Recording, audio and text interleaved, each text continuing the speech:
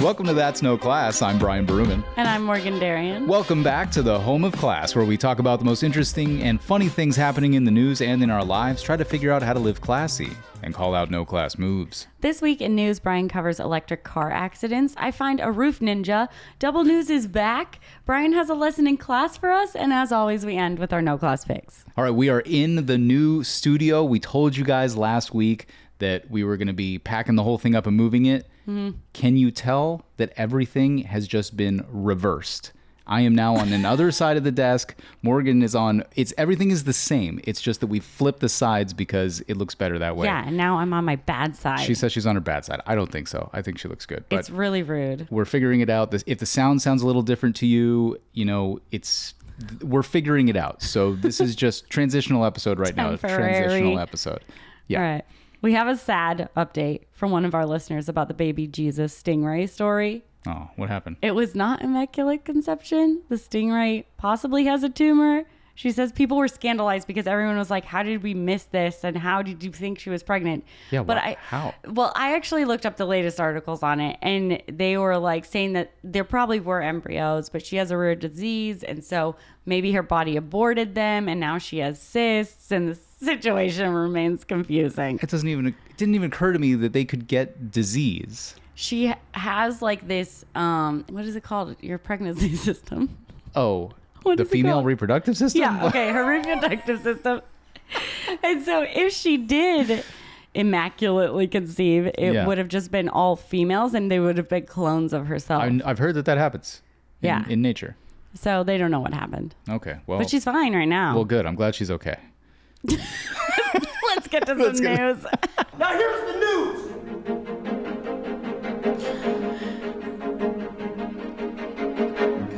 We're really concerned about that stingray. Okay, anyway. I feel like we talk about cars a lot in this show and hit and runs and all that kind of stuff.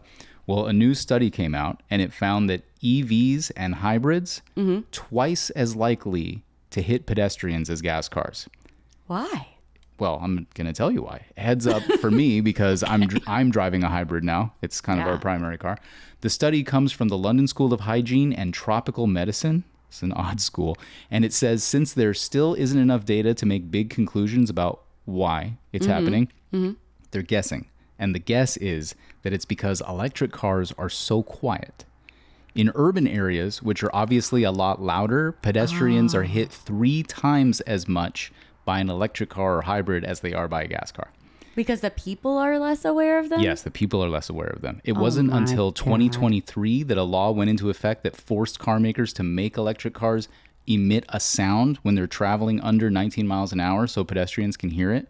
No. Full disclosure here, my car is a 2018 and it makes practically no sound at all, rolling in stealth mode every time I'm on the streets. But to me, this conclusion has a really weird angle to it. Okay. Because number one, they're guessing. But for me, it's saying that the reason these people are getting hit is they don't hear a car coming, so they're not stepping into traffic. Yeah. This is what it is? Okay, fine. That is possible. But aren't the drivers at fault at all here? Is it not possible? Can we not make another conclusion with this? And that conclusion being that perhaps electric car and hybrid drivers are just worse drivers and they hit people a whole lot more than gas-powered drivers do. I'm not trying to paint with a broad brush or stir the pot, but I mean, is that not also a rational conclusion to draw from the data there? They're just so busy thinking about the environment. That's what it is.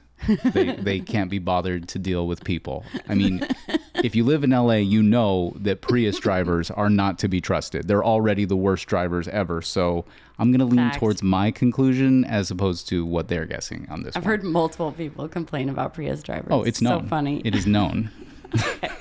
All right, what do you got? What's your story? My news comes from Sky News, where a roof ninja was discovered. What is a roof ninja, you might ask? Apparently, a 34-year-old woman was living inside of a grocery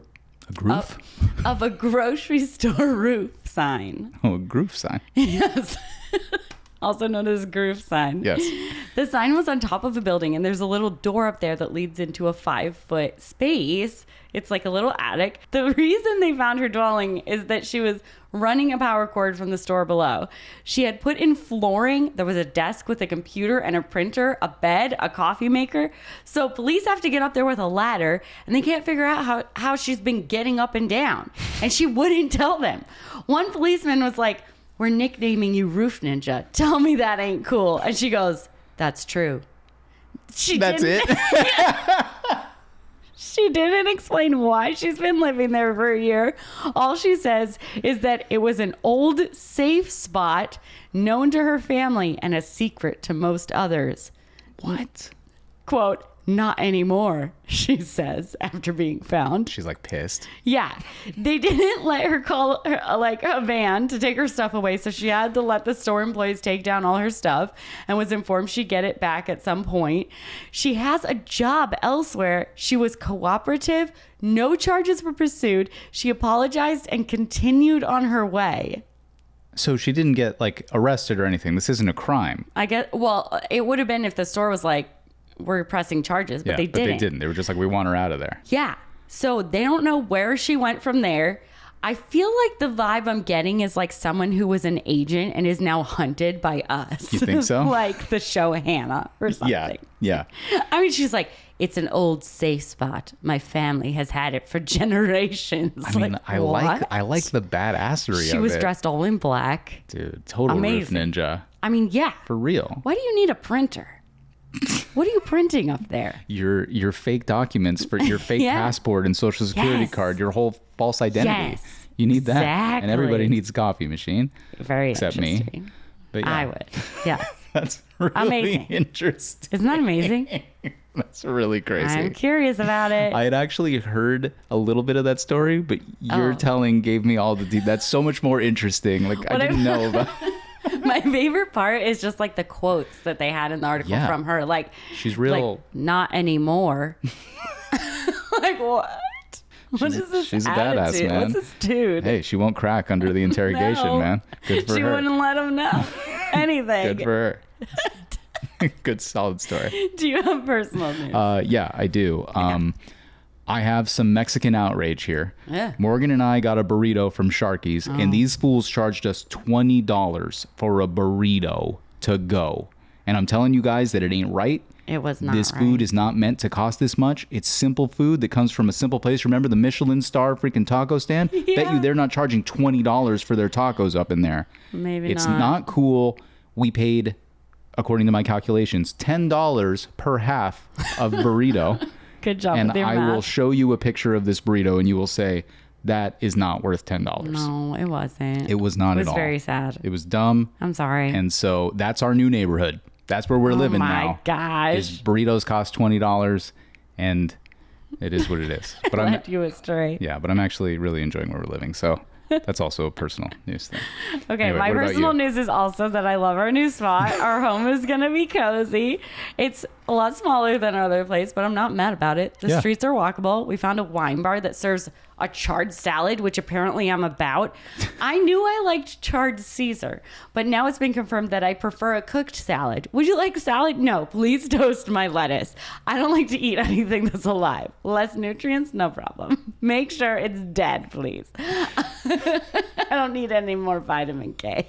I've checked. Yeah, you really like that salad. It was so good. It was a good salad. It was my favorite salad I've I don't ever even know. had. Granted, you add a bunch of sauce to something and it tastes good. True. But it didn't have sauce over the whole thing. Yeah. No, it was good. Sauce and cheese, It was though. good. It was good. I have a question for you because there's something else that you've been working on personally. Oh, what? You've been working on a will. And so Oh, what occurred yeah. to me is I'm wondering, did my time apart from you like 2 weeks ago, did that make you really start thinking about like where did this like sudden push, like Brian could die and how are my affairs going to be handled if he dies? Is that your whole thing? No, Okay. this has been on my adulting to-do list for months. I mean, you've been talking about it for a while. So it's just seems like a strange coincidence that I go away and then suddenly you're like, I need to get everything taken care of. I mean, that could be part of it, but no, it really wasn't. Okay. I think about you dying all the time. All the time. Cool. So, All right. Well, when we come back, we've got more stories from around the world and then some lessons in class. Thanks so much for being here. We love having you. We'll be right back.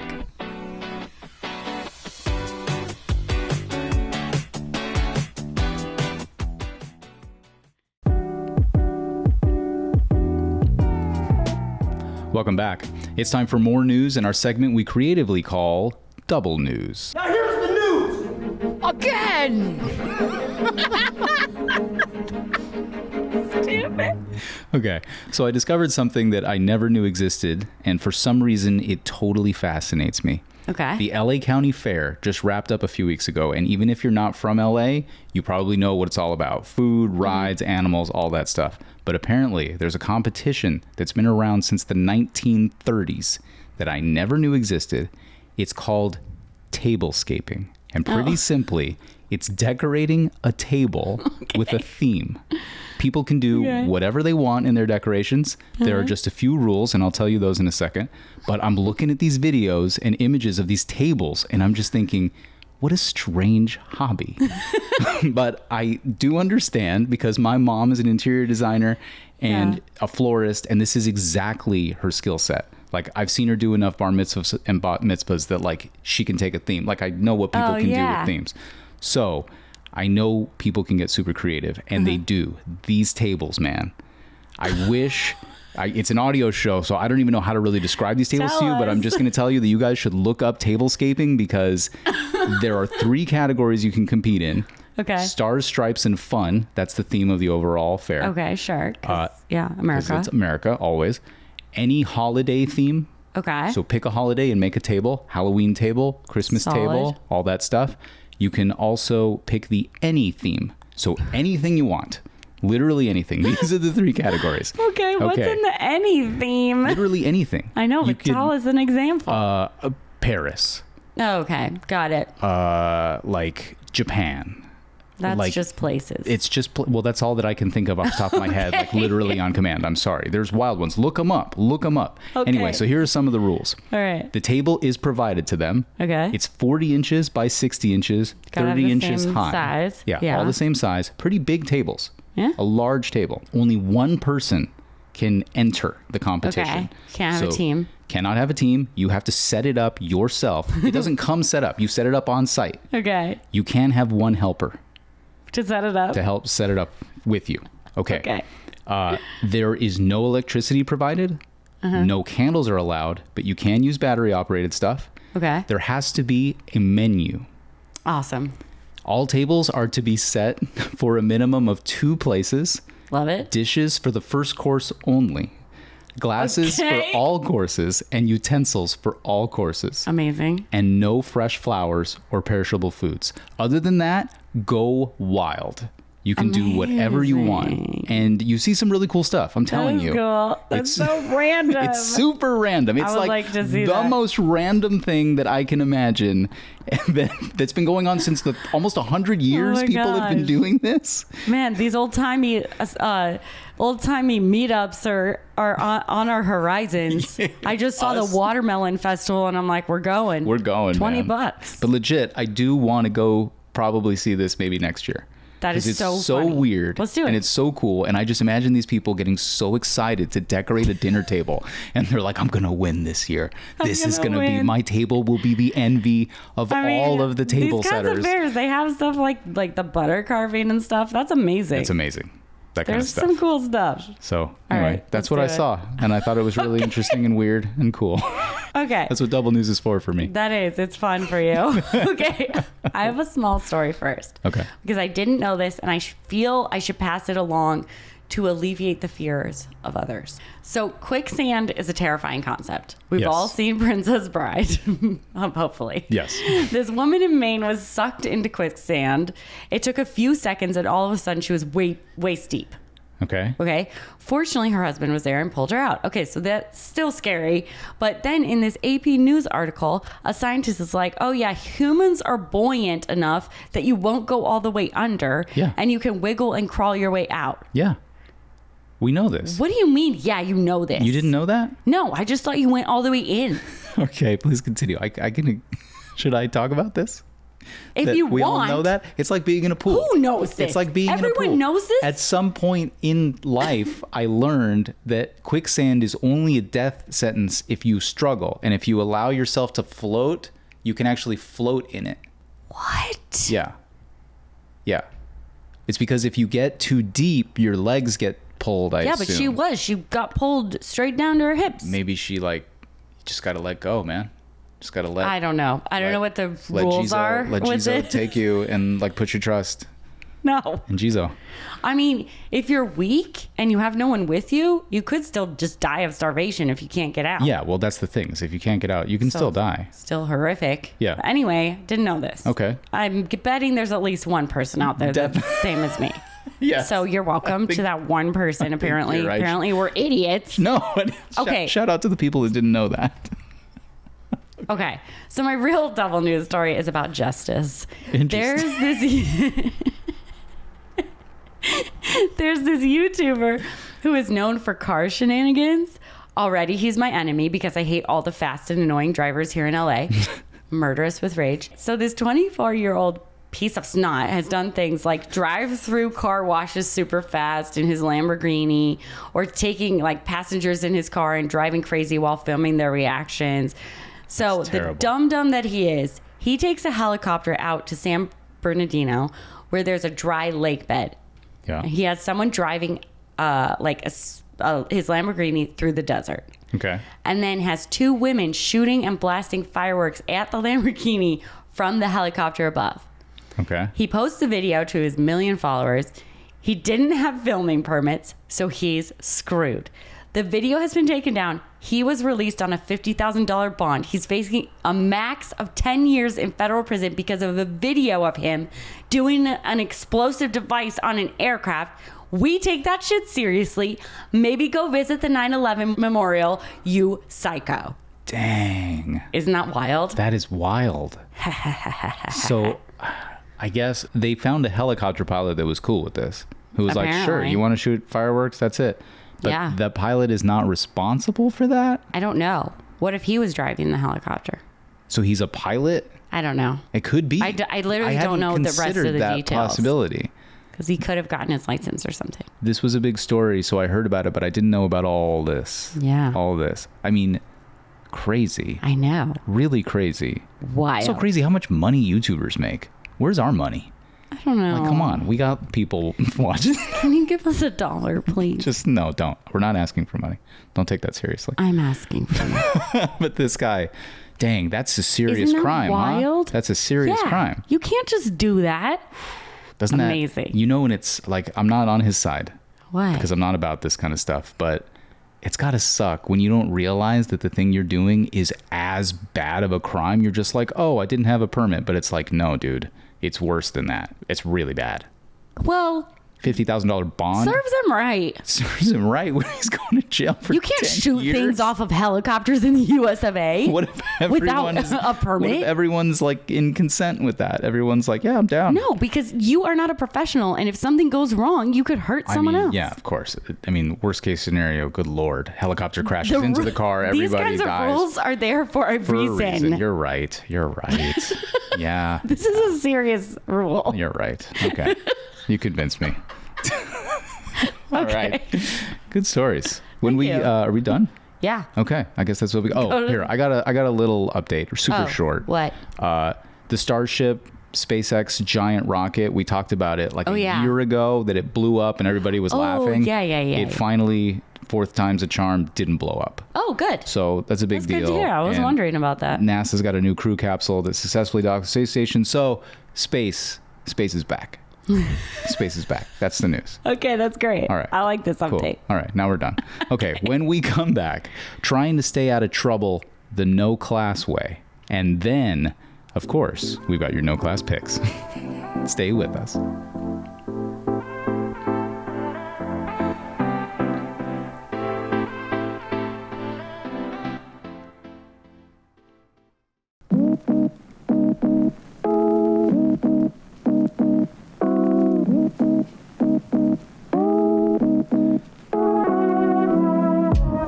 Welcome back. When it comes to class, some people never learn, but we all can learn from them. So one of our original segments is back. Brian has it in this week's Lesson in Class. Everybody makes mistakes. It's one of life's great truths. Some are bigger than others, but luckily, the little ones aren't life or death situations. But the way some people react when they've been caught making a mistake, you'd think their life was on the line. With kids, it's natural for them to try to lie or deny they've done something when they've been caught, whether it's something simple like breaking a dish or something crazy like cutting off a chunk of their sister's hair. They're afraid of getting in trouble, and as parents, we try to teach them the importance of accepting responsibility, but also the importance of honesty as a pathway to trust. And hopefully, a child learns that it's okay to make those little mistakes, and that the world doesn't end if they admit them, and there's even bonus points for admitting it up front without parents having to find out for themselves. We hope these things are learned by people when they're young, so when they join us in the adult world, we don't have what are truly childish problems. But it blows my mind how many people I interact with who are still scared of getting in trouble. The classic move is to blame someone else. If you tell them, hey, this didn't get done, they'll twist it on you and say, well, it's your fault for not giving me enough time. Or tell them it looks like this thing is missing, and they'll say, oh, so-and-so was over there last. Not taking responsibility is so no class. Because who cares really that you messed up? Who really cares? Mistakes are not intentional, and if something really terrible happened as a result of that mistake, we're gonna figure it all out together. But these people won't ever admit that it's their fault. That's the one line they never cross, the admission, which also means they won't ever apologize, because an apology is an admission, an acknowledgement of someone's feelings other than their own. I do freelance media work. I get sent to places and I have to be there at a specific time to interview people or record interviews. I have to go through security a lot, set up equipment. Timing is crucial. This guy who's supposed to be planning everything out for me tells me to be someplace at noon. And I am, but it turns out this person I'm there to talk to only has 15 minutes for me. Meaning we have to be totally wrapped up by 12:15. And after security and setup, I'm just getting the recording started at 12:10. It's not enough time. So I have to apologize profusely to this guy, hope that he can go a little bit later. And he can, and it works out. But the person who set this thing up messed up with the timing. I tell him this after it's all done, and you know what he says? No apology, no admission. He blames me, like somehow I should have known about this time restriction. He will not own up to his mistake. When I talk to one of our higher-ups later, I'm told he complained about me, and I'm told we just need to have better communication. As if I'd somehow done something wrong too. But I didn't. I did what I was told. He's the one, not to sound like the kid blaming the other person, but that's the person who needs to do better, not me. And I make plenty of mistakes, tons of them, all the time, at work, at home, Morgan knows. But I get ahead of them. I admit them openly, immediately. I get it out of the way so they don't have to be discovered. And you know what everybody says when I admit them? They say, no problem. Thanks for telling me. That's it. That's the full extent of it. They don't get mad at me or threaten to fire me or shame me. None of that. We are cool. It keeps and maintains our trust in each other. Honesty, openness, because how are you supposed to trust somebody who's only looking out for themselves? How can you believe almost anything they say? You can't have integrity if you don't admit your mistakes. And what must it be like to be friends with or be in a relationship with a person like that? They're never wrong. They don't apologize for anything, ever. At least if it's a coworker, you can escape them. But a friend like that, that's not somebody you want to have around. No class at all.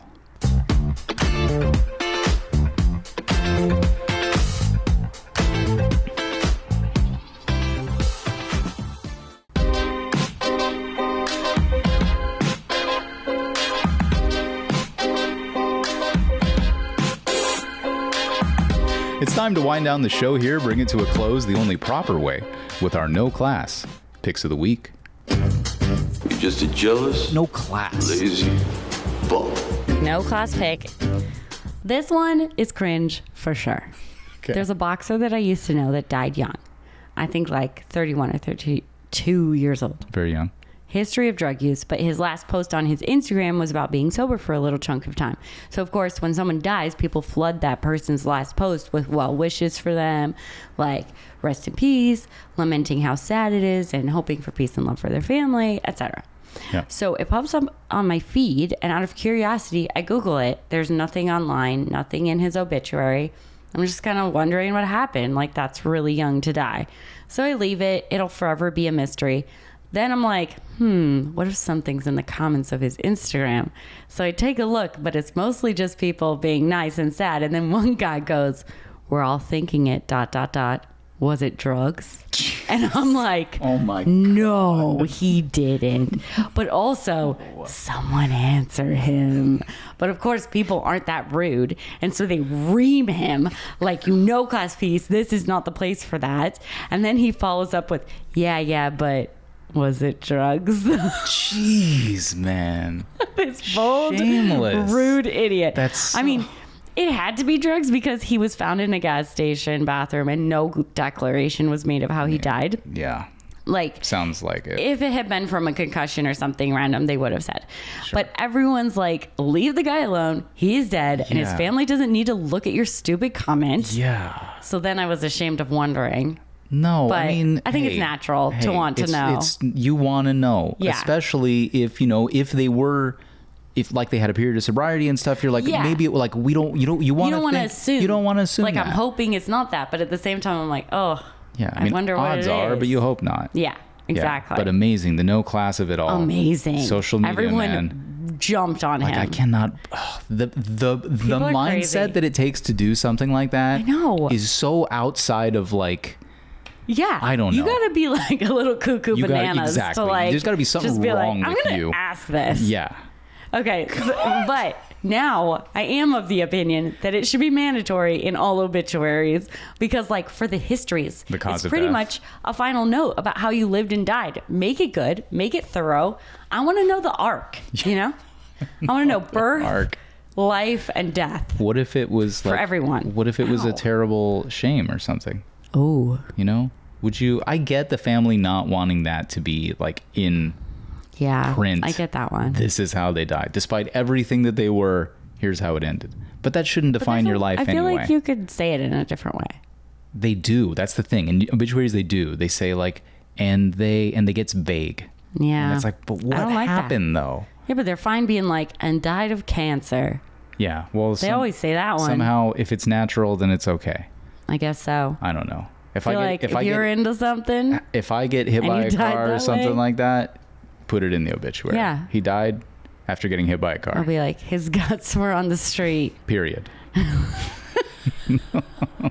That's terrible. Full transparency. I'll paint a picture. No, I just think that we should know. I mean, like, eventually no one's going to even know who you are. Yeah. So it'd be nice to know. This is a complicated. Great grandchildren. We might have to have a debate about this because this is like complicated. I think. I guess there's a lot to this. I'm seeing your point already, and I see yours, but I don't like it. But I still want to know. It's tough. Of course, you want to know. As a journalist, I want to know. It drives me insane all the time that we don't know what happens, especially extremely famous people. Like, why don't we know? No matter how I die, you can like tell everyone. Tell people? I don't care. Okay. Thanks. There you go. I'll tell them. What do you got? Okay. This week I actually have a class pick. Okay. I don't know why I'm saying actually. Like, there's been a lot of class picks lately. Like, that's all you do. I actually have so many class picks that it's tough to find the no show class picks. Should be called That's Class. That's Class, boy. That's Class, boy. Okay. So my class pick this week is one I have never experienced in my life. Our new neighborhood, as we've said, we're big fans.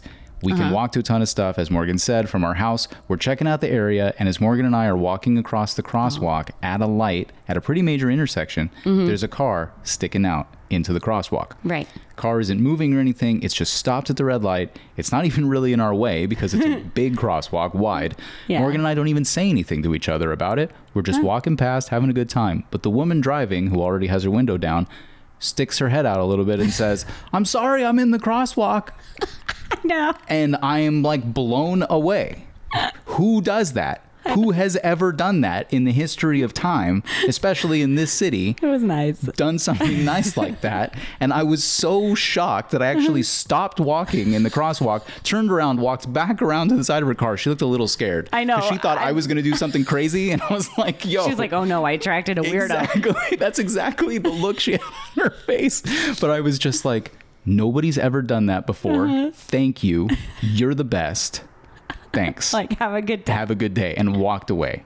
But super classy. That's all it takes. Like we said, you make a mistake, nice. you own up to it. It's kind of like my lesson in class. Make a mistake, say, hey, I'm sorry. And it's all good, man. We're homies. Yeah. We're homies. Like, we're good.